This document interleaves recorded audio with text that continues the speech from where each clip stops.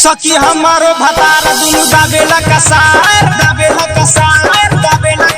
सखी हमारो भतार दुनु दाबेला कसार नहीं करे बर्दाश्त रे।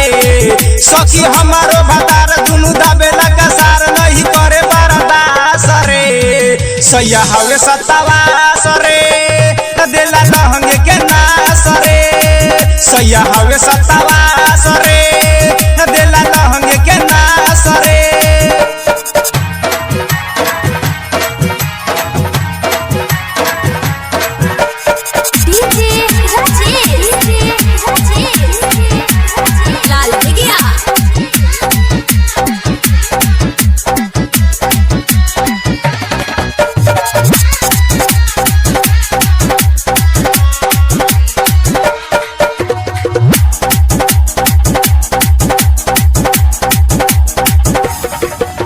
हमारो जवानिया के समझला चटनी ही मार खाते खाते हम देही से घटनी।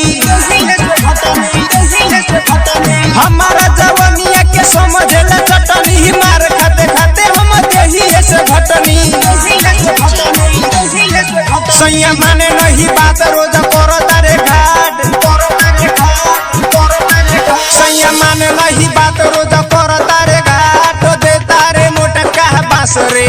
सैया माने नहीं बात रोज करो तारे घाट दे तारे मोटका बास रे। सैया हवे सत्तावास रे देला लहंगे के नास रे। सैया हवे सत्तावास रे देला लहंगे के नास रे।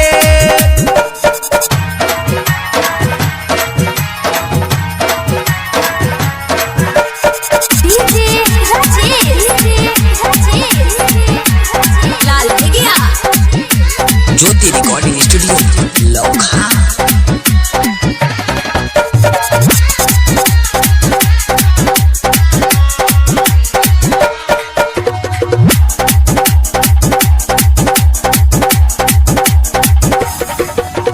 राइटर विजय के नहीं बुझाला उनका त चाल हमरा अपन सुहाला।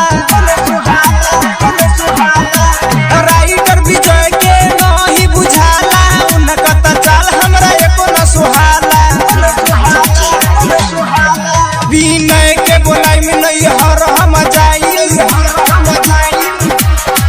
विनय के बोलाई में नहीं हर हम जाए में हंसेला जोरा प्रकाश रे। विनय के बोलाई में नहीं हर हम जाए में हंसेला जोरा प्रकाश रे। सैया हवे सत्तावास रे देला लहंगे के नास रे।